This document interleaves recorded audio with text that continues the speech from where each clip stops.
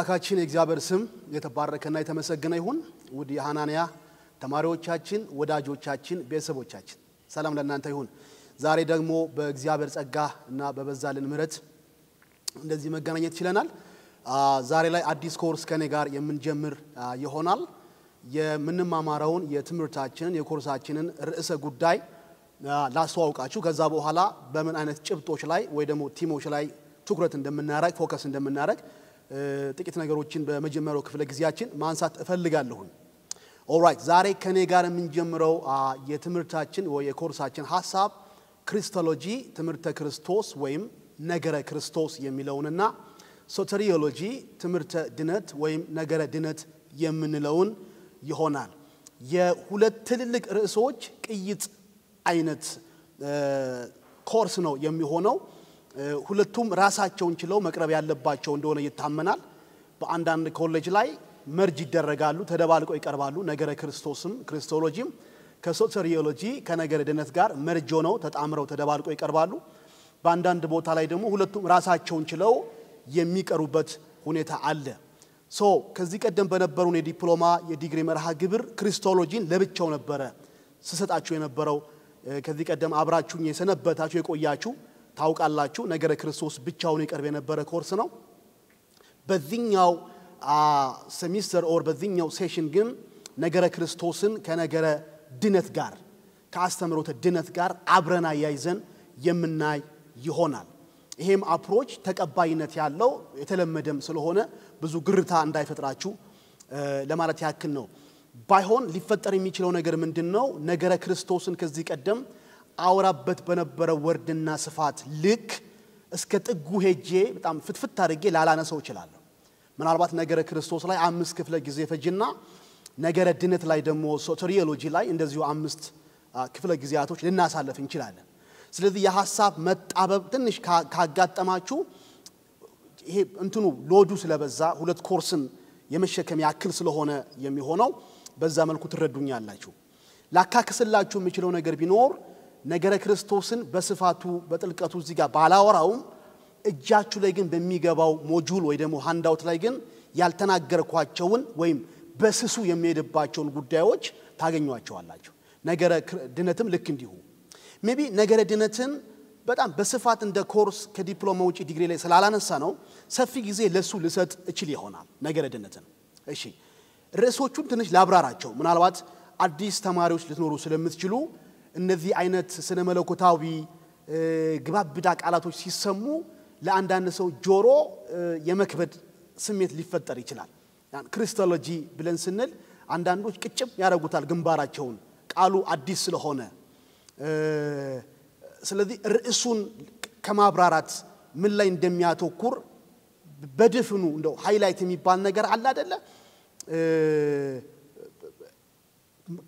ከማስተዋወቅ አንፃር እንደ ኦሪየንቴሽን ነገር ስለ ርዕሱ ትንሽ ነገር ልበል። የመጀመሪያው ርዕስ ክሪስቶሎጂ ዛሬ የምንጀምረው በዋነኝነት ፎከስ የሚያደርገው በዋነኝነት ትኩረት የሚያደርገው ኢየሱስ ክርስቶስ ማን ነው የሚለውን ጥያቄ መላሽነት ላይ ነው። ደግሞዋለሁ ክሪስቶሎጂ ወይ ነገረ ክርስቶስ አስተምሮተ ክርስቶስ ትኩረት የሚያደርገው ኢየሱስ ክርስቶስ ማን ነው በሚለው ላይ ነው። ኢየሱስ ክርስቶስ ማን ነው ላይ ምን ይነሳል ካላችሁ በስጋ ወደ ዓለም ከመግባቱ በፊት የነበረው ህላዌ ወይ ደግሞ አኗኗር ከአብና ከመንፈስ ቅዱስ ጋር ያለው አኗኗር በስጋ ወደ ዓለም ከመምጣቱ በፊት ትስብት እንለዋለን። ኋላ አስተዋውቃችኋል ይሄንን ቃል በትስብት ወይ ደግሞ ከማርያም በመወለድ እንደኛ ፍጹም ሰው ሆኖ ዓለም ላይ ከመግባቱ በፊት ያለው አኗኗር በፈረንጅኛው ፕሪ ኤግዚስተንስ የሚባለው ቅድመ ህላዌ እንዴት ነው ብሎ ምርመራ ያደርጋል። አንዱ ክሪስቶሎጂ ስለ ማንነቱ ሲያነሳ ማለት ነው። ሁለተኛ ደግሞ በስጋ ወይም በትስብት ልክ እንደኛ ፍጹም ሰው ሆኖ ወደ ዓለም ሲገባ ያለውን የምድር ላይ አኗኗሩ ክራይስት ኦን ዲ ኤርዝ ክርስቶስ በምድር ላይ የነበረውን አኗኗር በፍጹም አምላክነትና በፍጹም ሰውነት ነው ወይስ አይደለም? ቀድሞ የነበረውን ክብር አምላካዊ ማንነቱና ባህሪውን ይዞ ነው ወደ ምድር የመጣው ወይስ ከፍሎ ገምዶ ወይም ደግሞ ጭርሱኑ እስከናካቴው ትቶት ነው ወይ የመጣው የሚሉትን አነጋጋሪ ጉዳዮችን ይመረምራል። ስለዚህ የክርስቶሎጂ ዋናው ትኩረት ኢየሱስ ማን ነው የሚለውን የያዘውን ባህሪ ሰውነቱን አምላክነቱን ወደ ዓለም ከመግባቱ በፊትና ወደ ዓለም ከገባም በኋላ ስላለው ኑባሬው ወይ አኗኗሩ ኤግዚስተንሱ ምርመራ የሚያደርግ መጽሐፍ ቅዱስን የሚፈትሽ ትምህርት ነው ክርስቶሎጂ ግልጽ ነው ብዬ አስባለሁ ሶተሪዮሎጂ ላይ ነገረ ድነት ላይ ደግሞ ስንመጣ ትኩረት የሚያደርገው ራሱ ኢየሱስን ይሆንና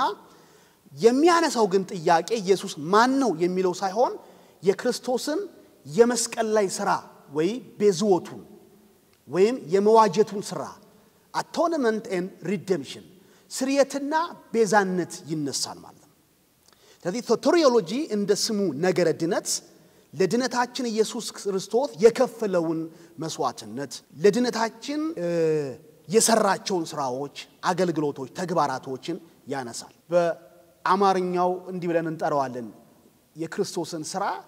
ግብረ ክርስቶስ ወይ ገብረ ክርስቶስ የምንለው ማለት ነው ክርስቶስ የሰራቸው ሥራዎች ከምን አንፃር ከሳልቬሽን ከድህነት አንፃር ስለዚህ ርዕሶቹ አሁን ገብተውናል ብዬ አስባለሁ ነገረ ክርስቶስ ኢየሱስ ማን ነው ብሎ ሲያነሳ ነገረ ድነት ደግሞ ኢየሱስ ምን ሰራ ብሎ ያነሳል ነገረ ድነት ማነው ነገረ ክርስቶስ አምላካዊና ሰዋዊ ባህሪያቶች ላይ ትኩረት ሲያደርግ ነገረ ድነት ግን የመስቀል ላይ ሥራውን ትንሳኤውንና በአብቀኝ ተቀምጦ አሁን ባለበት እየሰራ ባለው ሥራ ላይ ያጠነጠናል ምክንያቱም ነገረ ድነትን ስናስብ actually አንዳንዶች መነሻውን ገና ከውልደት ጀምሮ ያደርጉታል በኔ ትምህርት ግን የነገረ ድነት መነሻ የማደርገው ከመስቀል ይሆናል the actual salvation ድነታችን እውን የሆነበት ድነታችን ጅማሮ ያገኘበት በተጨባጭ መሬት ላይ ባለ መልኩ ገቢር የሆነበት ከመስቀል ይነሳል ምናልባት በተስፋ መልክ ካሰብነው ከእግዚአብሔር ፕሮግራም አንፃር ካሰብነው በእግዚአብሔር ልብ ውስጥ ከነበረው መጠንሰስ አንፃር ካየነው ከዓለም መፈጠር በፊት ነው የምንሄደው ድነታችን በእግዚአብሔር ልብ ከውድቀት በፊት የነበረ ነው የራሱ በጣም አነጋጋሪ ጥያቄ ፈጣሪ ነው ብዬ አስባለሁ አዳም ሲወድቅ አይደለም የመዳንን ፕሮግራም እግዚአብሔር ያሰበው የኃጢአት ውድቀት አይደለም ከአዳም መውደቅ በፊት ስለ ድነታችን ከበሽታ መፈጠር በፊት ስለ መድኃኒቱ እግዚአብሔር ያስብ ነበር ስለዚህ ከሪደምሽን ፕላን ወይ ከቤዛነት እቅድ ሰውን ከማዳን ከመዋጀት ፕሮግራም አንፃር ካየነው የምንነሳው ከዓለም መፈጠር በፊት ይሆናል አክቹዋል የሆነውን ለድነታችን ይሄን ፕሮግራሙን ይሄን ሐሳቡን ገቢር ከማድረጉ ተግባራዊ ከማድረጉ ከመፈጸሙ አንፃር ተጨባጭ ከማድረግ አንፃር ከመጣን ግን መነሻችን የሚሆነው ክሮስ ይሆናል መስቀል ይሆናል መስቀል ላይ ይነሳል ራሱን ችሎ የድነት አንዱ ፓኬጅ ነው ክሮስ ትንሳኤ ላይ እንመጣለን ትንሳኤ አንዱም የድነታችን ክፍል ነው very important በደንብ ስሙኝ ኢየሱስ ክርስቶስ መስቀል ላይ ሞቶ ቢቀር ኖሮ ከሙታን ባይነሳ ኖሮ እምነታችን ከንቱ ነበረች ስለዚህ የሞተልን ኢየሱስ ብቻ ሳይሆን ከሙታን የተነሳው ኢየሱስ ነው መነሳት ያለበት የድነታችን ሙላትና ሙሉነት ያለው ፉልነስ ያለው በትንሳኤም ጭምር ነው አርለሱ ነው ቆሮንቶስ ምዕራፍ 15 ላይ ክርስቶስ ከሙታን ባይነሳ ኖሮ እስካሁን ድረስ በኃጢአታችን ነበርን ይላል ክርስቶስ ከሙታን ባይነሳ ኖሮ እምነታችን ከንቱ ነበረ ይላል ስለዚህ ሳልቬሽንን ድነትን ስናስብ መስቀል ላይ ጀምሮ መስቀል ላይ የሚጨርስ አይደለም resurrection ትንሳኤ የግድ መነሳት አለበት የአዲስ ልደት የአዲስ ህይወት የአዲስ ተስፋ ብስራት መለከቱ የተነፋበት በትንሳኤው ስለሆነ ይሄ በዝርዝር የማሳያችሁ ግን እንደ ቅምሻ እንደ ኦሪየንቴሽን ላንሳው ብዬ ነው ምን ላይ ነው ምናጠነጥነው የሚለው እንዲታያችሁ ስለፈለኩ እንደው በሆቴል ቤት ቋንቋ ለናገርና ዋናው ሜን ዲሽ ከመምጣቱ በፊት ሃፒታይዘር የሚባል ነገር አለ አይደል ከዋናው ምግብ በፊት እኛ ኢትዮጵያኖች እንኳን ሃፒታይዘር አንፈልግም ሲፈጠንም ከፍቶን ነው የፈጠረን ምንም አነቃቂና ጨጓራ የሚያሟሽ ነገር አንፈልግም እኔ እናንተን ባላቅም እኔ ምንም ሃፒታይዘር ባሰጠኝም በቃ ሬዲ ነኝ እኔ ጨጓራ ሬዲ ነው ግን ያው በሆቴል ቤት እንትን ወግ ሃፒታይዘር ሰላጣ ነገር ሾርባ ይመጣልሃል አነቃቂ ነው ለዋናው ምግብ አነሳሽ ነው ስለዚህ እንደ ሃፒታይዘር ልስጣችሁ ብዬ ነው ሶትሪዮሎጂን ነገር ድነትን ስናነሳ ምንድነው የሚነሱት የሚለው ከመስቀል ላይ ከትንሳኤም ባለፈ ነገር ድነት እስከት ይሄዳል መሰላችሁ አሁን ክርስቶስ በአብ ቀኝ ተቀምጦ ባለበት እየሰራ ያለውን የታላቁ ሊቀ ካህናዊነት የምልጃን አገልግሎትንም ጭምር ይጨምራል ማለት ነው። እስካሁን ቢያንስ ነገረ ድነት ላይ 3 ጉዳዮች ይነሳሉ። ክሮስ የክርስቶስ ምትካይ ሞት፣ ትንሳኤ በአብ ቀኝ ተቀምጦ እየሰራ ያለው የሊቀ ካህናዊ የምልጃ አገልግሎት፣ አራተኛ ሳልቬሽን ውስጥ ድነት ውስጥ አብሮ ኢንኮርፖሬት የሚሆነው የሚጠቃለለው የክርስቶስ ዳግም ምጽአት። በትምህርተ ድነት ላይ ዳግም ምጽአቱን ባላነሳውም ግን ነገረ ድነት ግን ዳግም መምጣቱንም ታሳብ የሚያደርግ ነው። የድነታችን ፍጻሜ የድነታችን ክላይማክሱ ጡዘቱ ኢየሱስ ክርስቶስ ሲመጣ ነው እንዴ ካላችሁኝ አዎ እላችኋለሁ። ድነታችን ሙላቱ የሚሆነው ፍጻሜ የሚሆነው በክርስቶስ ዳግም መምጣት ነው። የዓለም ፍጻሜ ሳይሆን ነገረ ድነት ተጠናቋል ማለት አንችልም። ስለዚህ በተጀመረና ባልተቋጨ የነገረ ድነት ሐዲድ ላይ እየተጓዝን ያለን ሰዎች ነን። በዛ መንገድ ውስጥ እየሄድን ያለን ሰዎች ነን። ነገረ ድነት ምንድነው? ማነው? የዘመነ ፍጻሜ የክርስቶስ ዳግም መምጣት ምንድነው የሚሰራው በድነታችን አንፃር ካላችሁኝ ይሄ በኃጢአት የተበላሸውና በኃጢአት የተመረዘው ኮራፕትድ የሆነው ሰውነታችን ስጋችን አዲስን ስጋ አዲስን አካል ሰማያዊ አካል የከበረ አካል የክርስቶስ አይነት አካል የሚለብስበት ዋዜማ ዳግም ምጽአት ነው። ስለዚህ ከዚህ ስጋ የምንዋጅበት የምንተርፍበት የምንድንበት የመጨረሻው የድነታችን አካል የሆነው የአዲሱን ሰው መልበስ የአዲሱን ስጋ መልበስ የአዲሱን ሰው ሳይሆን የአዲሱን ስጋ መልበስ እውን የሚሆነው በክርስቶስ ዳግም ምጽአት ስለሆነ ስለዚህ በመንፈሳችን የጀመረው ድነት በሂደት ነፍሳችንንም ጨምሮ መጨረሻ ላይ ስጋችንንም ወደሚያድንበት የድነት ታሪክ ፍጻሜ የምንገሰግስ ሰዎች ነን የምንሆነው። ይህም በዳግም ምጽአቱ እውን ይሆናል። ኦኬ ስለዚህ አሁን ነገረ ክርስቶስ ሲነሳ ምንድነው ትኩረታችን የሚለውና ነገረ ድነት ሲነሳ ምንድነው ትኩረታችን የሚለው ለምን ሰማ ለኛ ለሁላችን ለተማሪዎች ግልጽ ነው ብዬ አስባለሁ። በመጀመሪያው በዛሬው ክላሳችን ላይ አስቀድሜ የማሳያችሁና በቂ ጊዜ ወስደን እንድናጤነው የምፈልገው ምናልባት ብዙም ጥያቄ በአንዳንዶቻችሁ ላይ ሊፈጥር የሚችል ግርታ ሊፈጥር የሚችል አጥርተን ግን ካየነው ኋላ ለምናነሳው የነገረ ክርስቶስ መጽሐፍ ቅዱሳዊ አስተምህሮት ትልቅ መሰረት ሊጥልልን የሚችል ጉዳይ ሆኖ ምናገኘው ነው ማነሳው። ለምትጽፉ ሰዎች ወደፊት ሞጁሉ እንደሚደርሳችሁ እያመንኩኝ ግን ከጻፍኩት ውጪ ምናገርበትም ሰዓት ላይ አዳዲስ ሐሳቦችም ሊፈነጠቁ ስለሚችሉ የራሳችሁን ሃንድአውት ኦር የራሳችሁን ኖት እንድትይዙ ማበረታታት ተፈልጋለሁ። ቢያንስ ለመግቢያ እስካሁን ያልኩትን ነገር ወረቀት ላይ ያላስቀምጥኩትኝ አሁን ያወራሁት ያለውት ነገር ነው። ስለዚህ የራሳችሁን ኖት መያዝ ኢንካሬጅ ይደረጋል። እሺ ስለዚህ መጀመሪያ ዛሬ ማነሳው የነገረ ክርስቶስ ወይ ደግሞ የትምህርተ ክርስቶስ ጅማሮ በቤተ ክርስቲያን ታሪክ ውስጥ የሚል ሐሳብ አነሳለሁ። የነገረ ክርስቶስ ጅማሮ በቤተ ክርስቲያን ታሪክ ውስጥ ነገ ከነጎዲያ ለምናወራው የነገረ ክርስቶስ መጽሐፍ ቅዱሳዊ ትምህርት ለዚህ ትምህርት መጠንሰስ መጀመር በመናወራው ልክ ፎርሙሌትድ ሆኖ ወይ ተቀነባብሮ እንዲቀመጥ ምክንያት የሆነው ሰበቡ በቤተ ክርስቲያን ታሪክ ውስጥ የተነሱት ውዝግቦች ክርክሮች ናቸው። ዛሬ እሱን ማታያችሁ በነገረ ክርስቶስ ማን ነው በሚለው ጥያቄ ላይ በቤተ ክርስቲያን ዘመን ምናልባትም ከአራተኛው ክፍለ ዘመን ጀምሮ ዛሬ እናየዋለን ከአራተኛው ክፍለ ዘመን ጀምሮ ጠሊቅ የሆኑ ከባድ የሆኑ ክርክሮች ውዝግቦች በጣም ሻርፕ ዲቤትስ ምንለው ጠንካራ የሆነ እሰጠ ገባ በመጨረሻም በስህተት ትምህርት የተፈረጁትን እስከ ማውገዝ የደረሰ ሀገርን እስከ ማናወጥ የደረሱ የነገረ መለኮት ትምህርቶችን ጉዳዮችን እንመረምራለን። አሁን የምናረጋው ነገር እሱን ነው። በክርስቶስ ማን ዙሪያ ላይ የተነሱትን ውዝግቦች ክርክሮች እንዴት እንደነበሩ ጉዳያቸውስ ምን እንደነበረ የተሰጡትስ ምላሾች ምን እንደነበሩ እናያለን። እነሱ በደንብ ሲገቡን ኋላ ለምናነሳው ለመጽሐፍ ቅዱሳው የነገረ ክርስቶስ ትምህርት ጥሩ የሆነ መደላደል ጥሩ የሆነ መሰረት ጥለናል ማለት ስለዚህ መቀጠል እንችላለን ማለት የቤተ ክርስቲያንን ዘመን ከአራተኛው ክፍለ ዘመን ጀምሮ ስንመረምር ወሳኝ በሚባሉ አስተምሮቶች ጉዳይ ላይ ለመምከር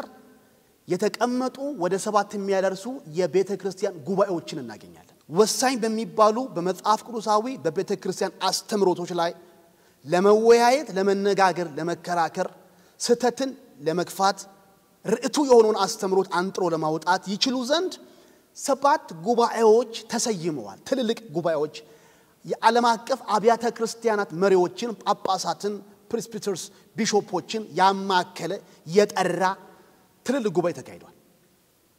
ከነዚህ ከ7ቱ ጉባኤዎች መካከል ግን ትልቅ የሚባሉትን ከማነሶም ከነገረ ክርስቶስ ትምህርት አንፃር ቦታ የሚሰጣቸውን 3ቱን ብቻ እንመርጥና በእነዚህ የቤተ ክርስቲያን ጉባኤዎች ላይ ስለ ክርስቶስ ምን ተባለ ምንስ ተነሳ እንዴትስ ተቋጨ የሚለውን ነገር ላሳያችሁ ነው ማለት ነው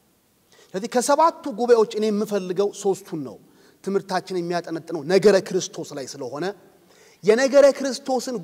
ጉዳይ ነው ብለው ያነሱትን 3ቱን ጉባኤዎችን መሰረት አድርገን የምናወራው መጀመሪያ ላስተዋውቃችሁ 3ቱን ጉባኤዎች አንደኛ ቀዳሚ የሆነው ትልቁ ጉባኤ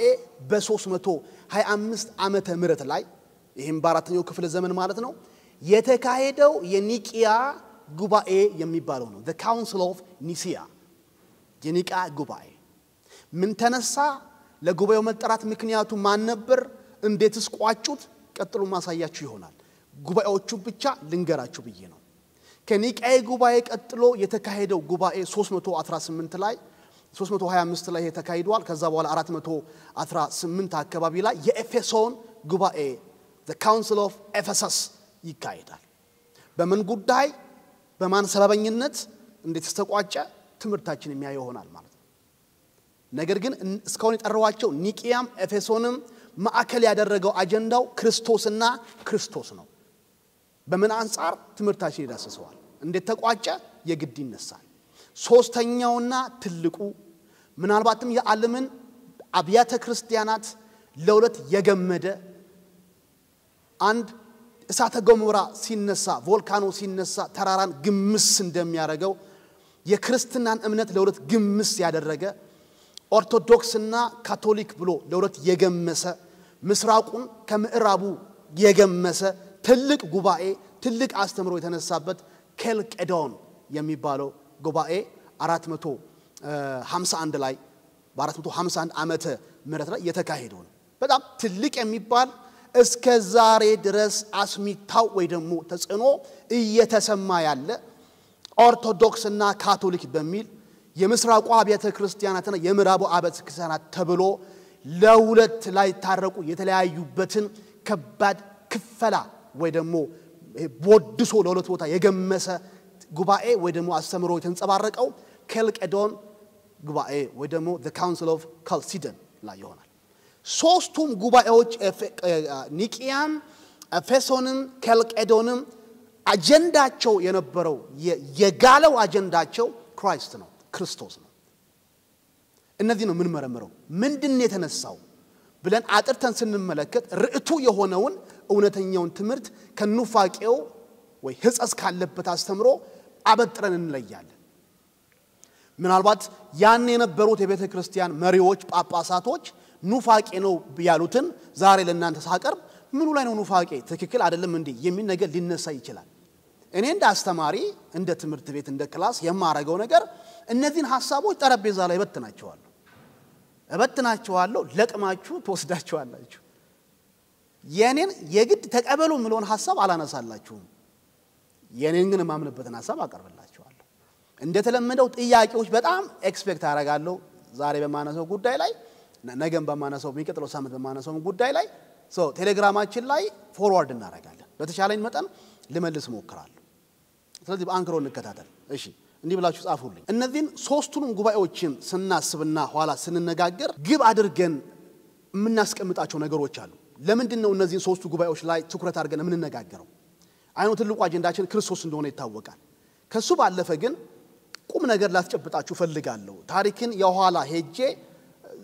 እንደው ትርክቱን ብቻ ለነገራችሁ ወሬውን ላወራችሁ ብቻ አልፈልግም ለዛሬያችን ያለውን ፋይዳ ወይ ደግሞ ሲግኒፊካንስ አብረን ከዛ ምንማራቸው ነገሮች እግረ መንገድ ላሲዛችሁ ፈልጋለሁ ሶ እነዚህን ሶስቱን ጉባኤዎችን ስናስብ እንደ ግብ ማስቀመጣቸው ምናልባት ሶስት ጉዳዮች ይኖራሉ ቶሎ ቶሎ ጽፉልኛላችሁ አንዳንዱ ጉዳይ ፈጠኝ ይወጣበታል አንደኛ ግብ አርገን የምናስቀምጠው ጉባኤዎቹን በመነጋገር ዙሪያ ላይ ግብ አርገን የምናስቀምጠው በክርስቶስ ማንነት ዙሪያ የነበሩትን ክርክሮችና በቤተ ክርስቲያን በክርስቶስ ይቅርታ በክርስቶስ ማንነት ዙሪያ የነበሩትን ክርክሮችና የቤተ ክርስቲያን መሪዎች የሰጡትን ምላሽ ማየት ነው የመጀመሪያ ግባችን ክርክሩ ምን ነበር ስለ ክርስቶስ በተነሳው ክርክር ላይ በወቅቱ የነበሩት ሊቀ ጳጳሳቶቹ ቄሶቹ የተከበሩት የሃይማኖት አባቶችና መሪዎች እንዴት ባለ መልኩ ምላሽ ሰጡ ምላሻቸው ምን ነበር አንዱ ምናየው ይሆናል እንደ ግብ ማስቀመጠው ግልጽ ነው ሁለተኛ በጣም የምትደነቁበት በስፋት የማልሄድበት ግን ቆም ብለን ልናስብበት የሚገባን ትልቅ ሐሳብ ከዚህ ጉባኤ የምንረዳው በወቅቱ የነበሩት የቤተ ክርስቲያን መሪዎች ወይ አገልጋዮች ለትክክለኛ ለሆነው ጤናማ ለሆነው ርዕቱ ለሆነው ለመጽሐፍ ቅዱስ አስተምሮት የነበራቸውን ቅንዓትና ተሟጋችነት አፕሪሺየት ሳታደርጉ ማለፍ አትችሉም ሳታደንቁ ማለፍ አትችሉም ስለዚህ ሁለተኛው ግቤ ይሄን ማሳየት ፈልጋለሁ ለጤናማ ንጹህ ለሆነው ርዕቱ ለሆነው ለመጽሐፍ ቅዱስ አስተምሮት የቤተ ክርስቲያን መሪዎች የነበራቸውን ቀናኢነት ማለት ምንድነው አላስደፍር ባይነት ፓሽኔት መሆን ዋጋ ሰጭነት ክብር ሰጭነት ፕላስ ተሟጋችነት ትምህርት ሲዛባ እውነት ሲሸረፍ ንጹህ ወንጌል ሲቀየጥ ክርስቶስ ላይ ችግር ሲፈጠር እንዳላየ ሆኖ የሚያልፉ ሰነፍ ገበሬዎች አለ ቤተ ክርስቲያንም ከስተት ትምህርት ጽድት ብላ እንድትቀጥል በጤናማ ትምህርት ታንጻ እንድትቀጥል ዋጋ ከፋይነት ተሟጋችነት ይሄ ነው ቀናኢነት ኮንሺየስ መሆን ንቃት እሱን ታደንቃላችሁ ትምህርት ሃይማኖት ሲጣስ እዚህ ጋር እንደዛ ብያለሁ አንድ ሰነፍ ገበሬ ማሳው ላይ ዝንጀሮ ሲቧጭርበት ማለት ነው ቁጭ ብሎ በፈገግታ እንደሚያይ አይነት የቤተ ክርስቲያን አስተምሮት ሲገዘገዘና ምስጥ እንደበለው እንጨት ሲሆን ዝም ብሎ በቃ የሚያጨበጭቡ they made a serious and a firm decision ጥልቅና ወሳኝ የሆነ እርምጃ ነው የወሰዱት ኋላ ሳያቸው ሰዎችን እስከ ማውገዝ የሚደርስ በአንድ ጊዜ ወደ ማውገዝ አልተመጣም ኋላ ሄዱበትን አካሄድ ፓተርኑን አሳያቸዋለሁ that match ነው ያን ያክል ነው ለእውነተኛ ትምህርት ተሟጋጅነታቸውን ወይ ደግሞ አቃቤ እምነትን መመከት ላይ የነበራቸው ሸክም እንደዚህ ጮክ ብዬ የማወራበት ምክንያት ይሄን ነጥብ የዘመናችን ቤተ ክርስቲያን ለንጹህ አስተምሮ ያላ ስፍራ ቀናኢነቷ ተሟጋችነቷ ስስ ስለሆነ እስከዚህም ስለሆነ ውሃ የሚያነሳ ስላልሆነ ቅይጣዊነት ያስተምሩ ቅይጣዊነት የዘመኗ ቤተ ክርስቲያን መገለጫ ስለሆነ ቀዳማይ የሆኑት መሪዎቻችን ለተሳሳተ አስተምሮ አሳልፈው እየሰጡን ስለሆነ ትንሽ ቆም ብለን እንድናስብ ፈልጋለሁ የቀደመችው ቤተ ክርስቲያን በሁሉ ትምህርት ላይ አይጮህም በሁሉ ትምህርት ላይ አይጮህም ማለቴ በአመለካከት ደረጃ እንደ ኦፒኒየን አረ እንደ የሰው ቴስት የሚለያዩ በድነታችን ላይ በክርስትና እምነት መሰረት ላይ ያን ያክል ጠላ የማይጥሉ ጠባሳ የማይፈጥሩ ቁስሉም ደግሞ ዝም ብሎ የሆነ አለ ነው ጠረጴዛ ላይ አስቀምጠነው ተከራክረንበት መጨረሻ ግን ተቃቅፈን የምንወጣበት አለ ኦፒኒየን አመለካከት ስለሆነ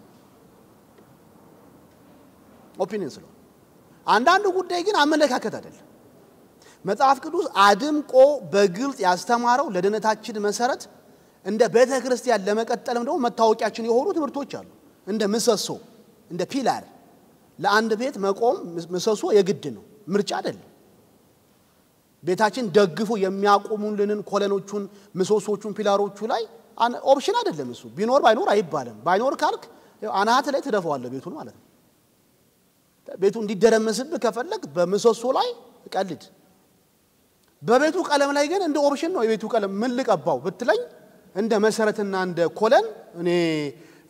አይኔን አፍጥጬ ወገቤን ይዤ ሸሚዜን ጠምጥሜ ቡኒ መቀባት አለበት አረንጓዴ መቀባት አለበት ያለ ከራከረ በትፈልግ አትቀባው የቤቱ ጥንካሬ የሚወሰነው በቀለሙ አይደለም በመሰሶ ነው ስለዚህ በሁሉ ትምህርት ላይ አይጮህም እንደ መሰሶ እንደ መሰረት በሆኑት ጠንካራ ጉዳዮች ላይ ከክርስቶስ ጋር በተገናኘ ከዚህ ቀደም በዝርዝር አስቀምጫቸዋለሁ መሰረታዊ የሚባሉ ሰባቱ ፒላሮቻችን አስቀምጫለሁ አይናችንን ማንጨፍንባቸው ጉዳዮች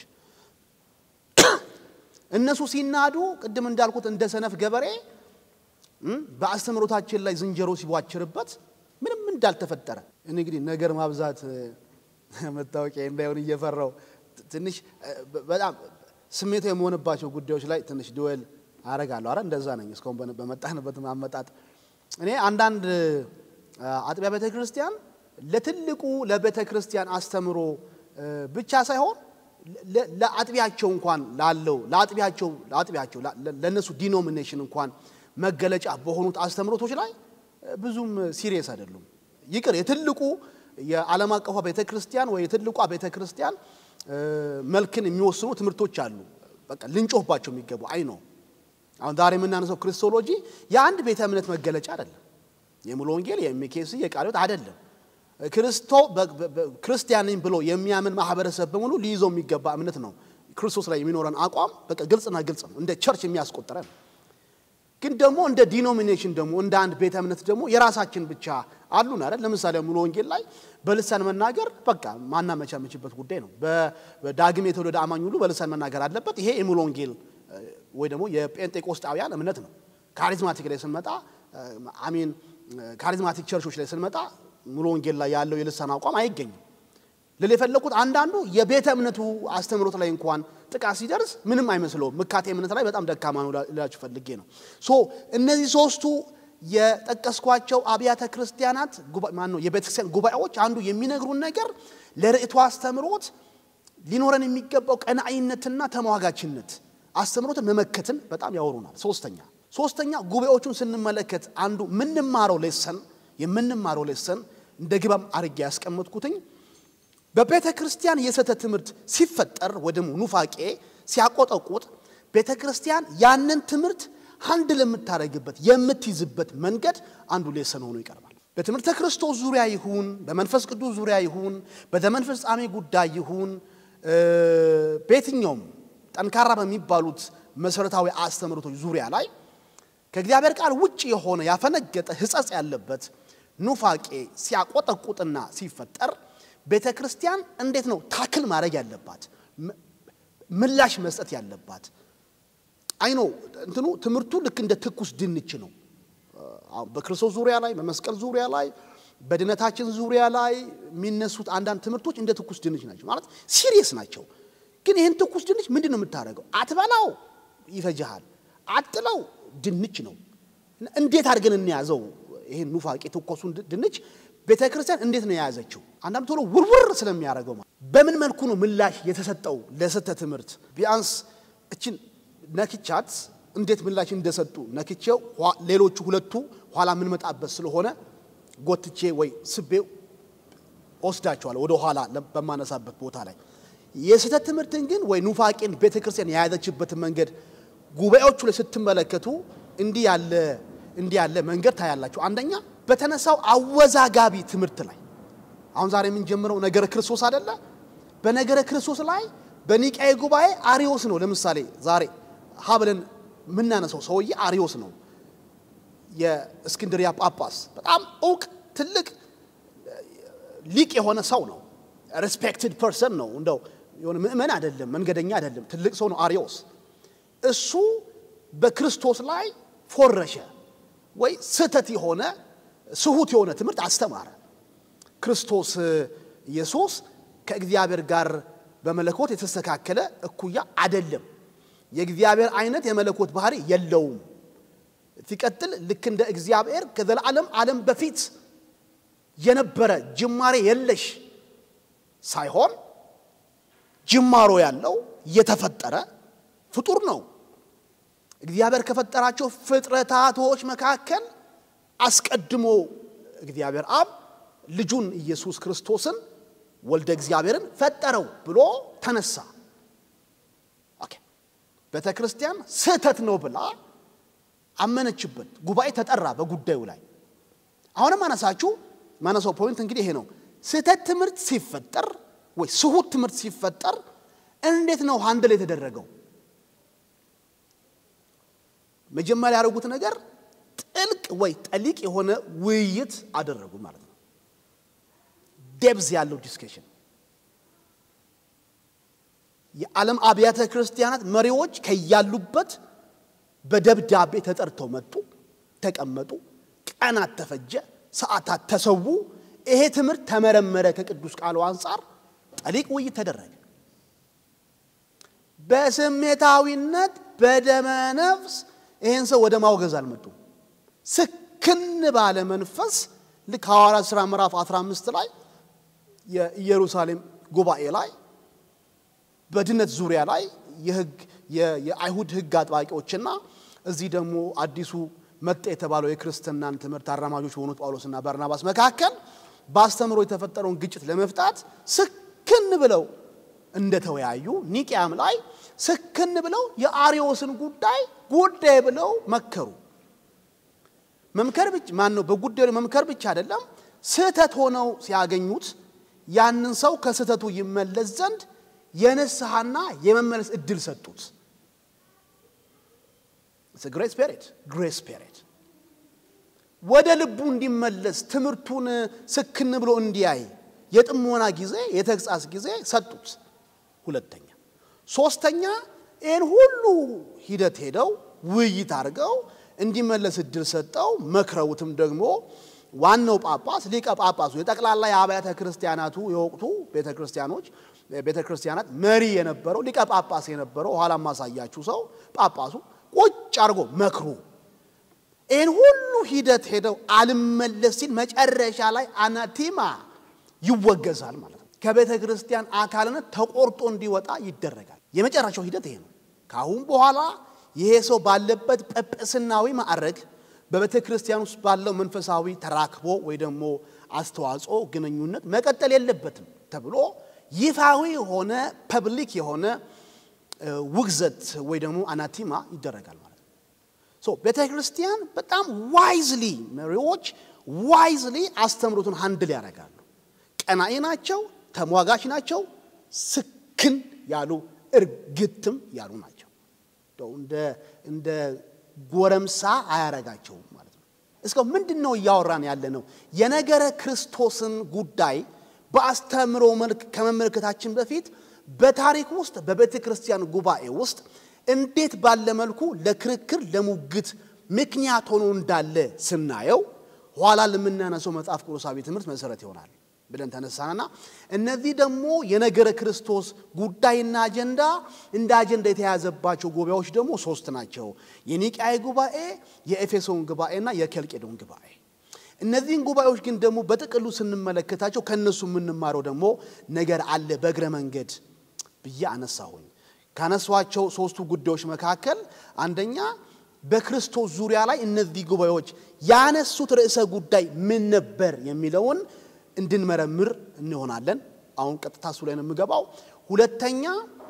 ያ ጉባኤ ቤተክርስቲያን ያን የነበራትን ለርዕቱ አስተምሮ የነበራትን ቀናኢነት ተሟጋችነት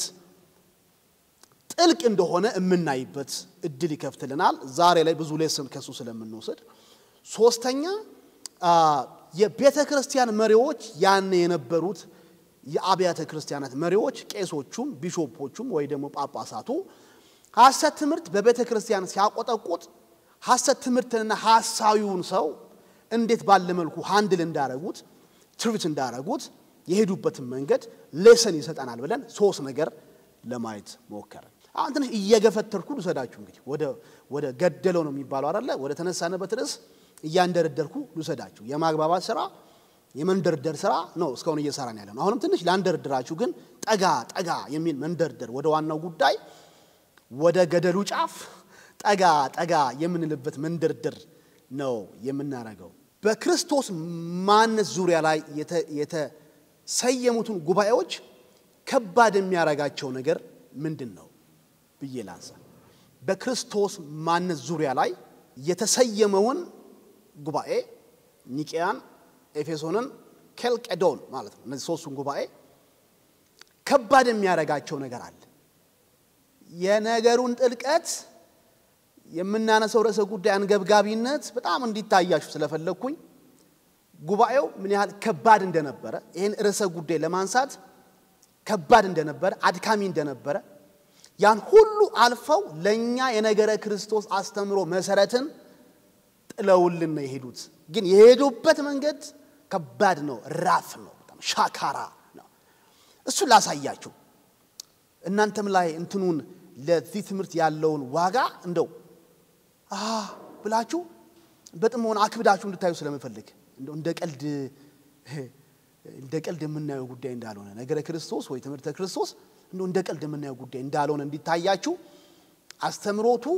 እንዴት እንደተጠነሰሰ ዛሬ ላይ በመናየው መልኩ እንዴት ቅርጽ እንደያዘ መንገዱ ከባድነቱን ሻካራነቱን ስልነቱን እንደ ተሳለ ቢላ ቆራጭነቱን ላዛያችሁ አከበርኩባችሁ እንትኑ ዙሩን እሺ ስንት ነጥብ ሰጣችኋለሁ መስላችሁ እኔ 3 ቁጥር ወዳለው እስካሁንም 3 ነጥብ ያነሳው አሁንም 3 ነጥብ አነሳለሁ ራይት አንደኛ በሶስቱም ጉባኤ ላይ ስለ ክርስቶስ ጤናማ ያልሆነ አስተሳሰብ ወይ ደግሞ ስሁት የሆነ አስተምሮት ይዘው የተነሱት ግለሰቦች ትልቅ ኃላፊነት ላይ ያሉ ሰዎች መሆናቸው በዛ ላይ መነጋገር በዛ ጉዳይ ላይ ማውራት ከባድ እንዲሆን አድርጎታል አይነኬ ሰዎች ናቸው ኑፋቄውን ይዘው የገቡት ቤተክርስቲያን ውስጥ ማን ለምሳሌ አሪዮስን ያስቡዋል የእስክንድርያው ጳጳስ ትልቅ የመጽሐፍ ቅዱስ አተረጓጎም ተማሪ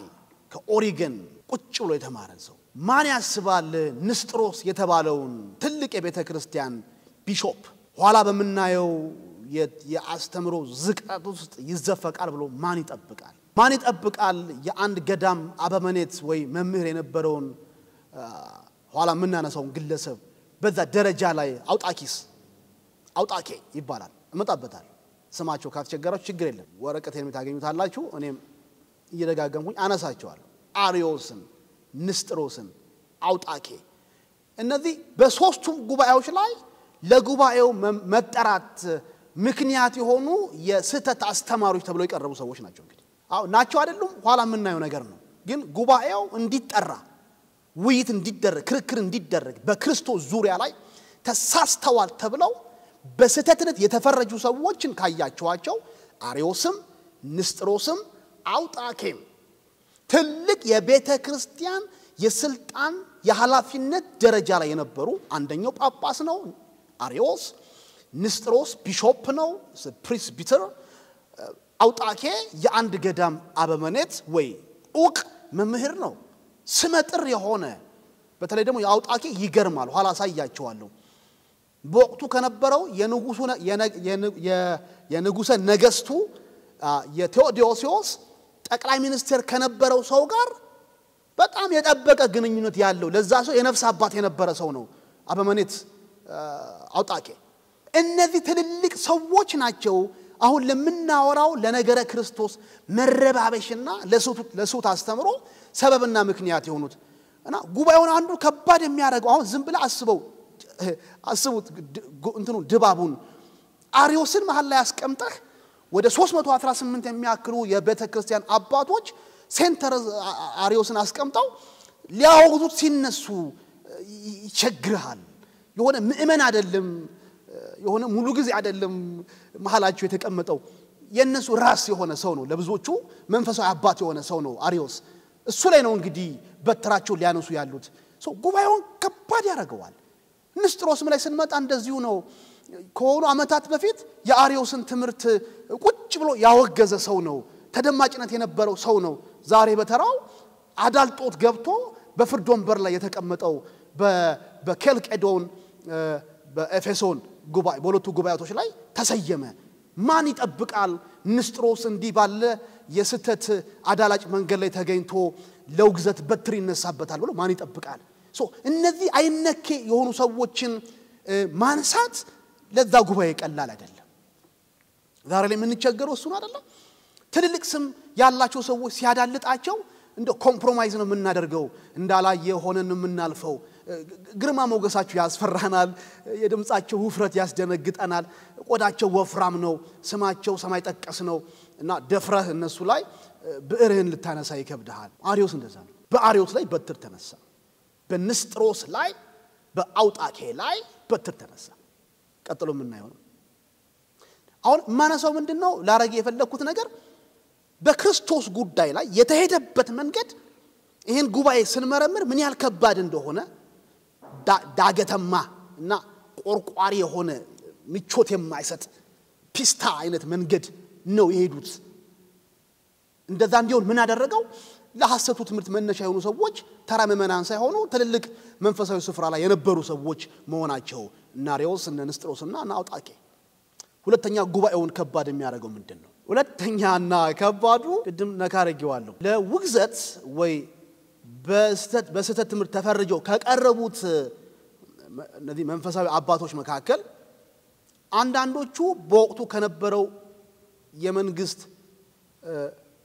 ከነበሩት የመንግስት ባለስልጣኖች ጋር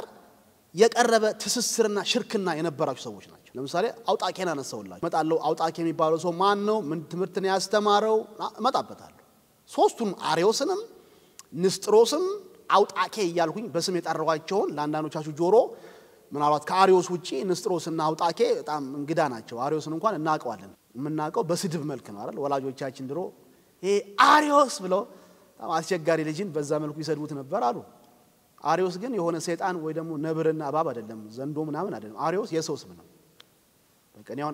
አቤል የሚለው ስም መጠሪያ አይደለ እንጂ ያውሬ ስም ነው እንዴ መሰደቢያ ስም ነው እንዴ አንድ ሰው ያስቸግራችሁ ባህሪው በጣም ክፉ ሲሆን ይሄ አቤል ብላችሁ እሺም በዛ መልኩ አትሳደቡ እና አርዮስ እንደዛ ነው የስድብ ስም አይደለም እናትና አባቱ ያወጡለት የመታወቂያ ስሙ ነው አርዮስ ግን በስድብ መልክ ነው የምናቀው በትምርቱ አይደለም የምናቀው አርዮስን ንስጥሮስን ብዙዎቻችን እንደማናቀው አስባለሁ አውጣኬንም ብዙ ላናቀው እንችላለን አስተዋውቃቸዋለሁ ትምርታቸውን አስተዋውቃቸዋለሁ ከነገረ ክርስቶስ አንፃር ምን እንዳስተማሩ እና ሁለተኛ ላይ ያነሳው የነበረው ከመንግስት ባለስልጣናት ጋር ከነበራቸው የቅርብ ግንኙነት ሽርክና አንፃር አንዳንድ የቤተክርስቲያን አባቶች ደፍረው እጃቸውን ለማንሳት ተቸግረው ነበር በተለይ አውጣኬን ስትመለከቱ ቀደም እንዳልኳችሁ ቴዎዶሲዮስ ከተባለው በወቅቱ ከነበረው ንጉሠ ነገስት ለሱ ጠቅላይ ሚኒስትር ከሆነው ኋላ በስም አሳያችኋለሁ ስማቸው ትንሽ ያስቸግራል አንዳንዶቹ ለዛ ሰው ለጠቅላይ ሚኒስትሩ የነፍስ አባት ነው ስለዚህ የሆነ ትምርት አንስቶ ልክ በትር ሲያነሱበት ያሳያችኋል ጠቅላይ ሚኒስትሩን የነፍስ አባት እኮ ነው ስለዚህ መልእክት ይላካል ማለት ነው ጫፉን እንዳትነካው ተነካውና ዋ የሚል ድምጽም እየተሰማ አውጣኬ ላይ ግን የቤተክርስቲያን አባቶች የውግዘት በትራቸውን ከማንሳት አልተመለሱ ሶስተኛ ይሄን ጉባኤ በጣም ከባድ ያደረገው ነገር ለሐሰት ትምርቶች መነሳት የሆኑት ሰዎች በአንድ ወቅት ላይ ንጹህ ወንጌል ያስተምሩና ኑፋቄን ሐሰት ትምርትን ይከላከሉ የነበሩ ሰዎች መሆናቸው የትላንትና ታሪካቸው ንጹህ ወንጌል ይሰብኩ የነበሩ አርዮስን ሙሰደው ንስጥሮስን ሙሰደው አውጣኬን ሙሰደው ንጹህ ወንጌል ይሰብኩ የነበሩ አንዳንዶቹ እንዲሁም ያሰት ትምርት ሲነሳ በቃ መካቴ እምነትን ይሄ አፖሎጀቲክስ የምንለው እምነትን የመከላከል ስራ ላይ በጣም እንደ ነብር የሆኑ እንደ ንስጥሮስ አርዮስን ያወገዘ ሰው ነው አውጣኬ ንስጥሮስን ያወገዘ ሰው ነው ማለት አላስደፍርም እምነቴን ለክሬ ያሉ ሰዎች የነበሩ ናቸው እነሱ በዚህ መልኩ ወርደው ሲገኙ አስደንጋጭ ነው ጉባኤውንም ደግሞ ከባድ ያደርገዋል ኤክስፔክት አይደረግም ካን ኢማጂን በእኛ በዘመናችን ቤተክርስቲያን ስመጥር የሆኑ የእምነት አባቶች አሉን አይደለ ለእምነታቸው ዋጋ የከፈሉ ለክሬ ያሉ አሉ ባይምሯችሁ ላይ የሚመጡላችሁ አሉ ይምጡላችሁ በስም አልጠራም ከለከለ በይ በጣም ስመጥር የሆኑ ትልልቅ በርዕቱ አስተምሮታቸው በቃ ጀግኖች ብለን የምንጠራቸው አሉ እነሱ ስተው ብታገኙአቸው የሚሰማችሁ ስሜትና እነሱን ለመዳኘት እነሱን በነሱ ትምርት ላይ ለመምከር እና ለማውገዝ መሰብሰብ ምን ያህል ከባድ እንደሆነ ዝም ብላችሁ ሳሉልኝ እነዚህን ሶስቱ ጉባኤዎችን አሁን ያነሳዋቸው ሶስት ነጥቦች ከባድ ያደርጋቸዋል ማለት ነው ከሶስቱ ጉባኤዎች መካከል እንግዲህ ዛሬ አንዱን ብቻ አስተዋውቂያችሁ ጨርሳለሁ ርዕሱን ብቻ ወይ ደግሞ ነጥቡን ብቻ ላስተዋውቃችሁና ሁለተኛው ክፍለ ጊዜ ላይ ሁለተኛው ሳምንት ላይ የምንቀጥል ይሆናል ካነሳናቸው ሶስቱ ጉባኤዎች መካከል ኒቂያ ኤፌሶን ኬልቄዶን ከሶስቱ የመጀመሪያ ትልቁ የሆነውን የኒቂያ ጉባኤ እናነሳለን ስለዚህ ርዕስ አርጋችሁ ምን ትሉልኛላችሁ ነገረ ክርስቶስና የኒቂያ ጉባኤ ነገረ ክርስቶስና የኒቂያ ጉባኤ የመጀመሪያ በሆነው ታላቁ የቤተክርስቲያን ጉባኤ ላይ ነገረ ክርስቶስ እንደምን ሆኖ ርዕሰ ጉዳይ ሆነ እንደምን ሆኖ ውይይትና ክርክር ተካሄደበት እንዴትስ ሆኖ መቋጫ ተሰጠው በኒቂያ ጉባኤ ላይ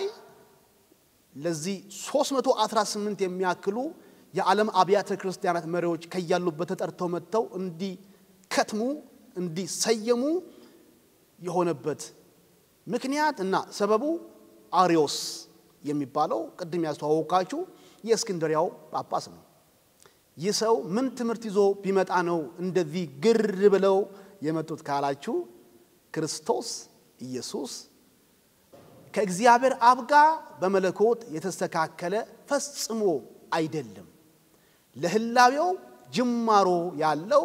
ከተፈጠሩት የዓለም ፍጥረታት መካከል በመፈጠር የመጀመሪያ የሆነ ፍጡር የሆነ ነው ብሎ የብዙዎችን በወቅቱ የነበሩትን የእምነት አባቶች እንጥል ዝቅ አደረገ ይሄ ድንጋጤ ቤተክርስቲያን ሰክን ብላ ትምቱ እንድትመረምረው የግድ ሆነባት ከዚህ የተነሳ የኒቂያ ጉባኤ እነዚህን ጳጳሳትን በመሰብሰብ ለቀናት የፈጀ ክርክር ሊያረግ ተገደደ ቀጣዩ ሳምንት ላይ አሪዮስ ይዞት የመጣው የነገረ ክርስቶስ አስተምሮ ከእግዚአብሔር ቃል አንፃር ሲመረመርና መጨረሻም ላይ ወደ መቋጫ ሲመጣ እንዴት ምላሽ እንደሰጠው አብረን የምናየው በውኑ አሪዮስ ሱት ነበርነ ወይስ በወቅቱ የነበሩት መሪዎች ሻውራራ የመጽሐፍ ቅዱስ አተረጓጎም ተከትለው ይሆን ሁለቱንም ሚዛን ላይ እናስቀምጣለን ወግኜ ለመሪዎቹ አሪዮስ ላይ በትር አነሳ ይሆን ወይስ ለአሪዮስ ወግኜ እሱ ነፃ አውጣው ይሆን የሚቀጥለው ሳምንት አብረን የምናየው ይሆናል ሻሎም ተባረኩ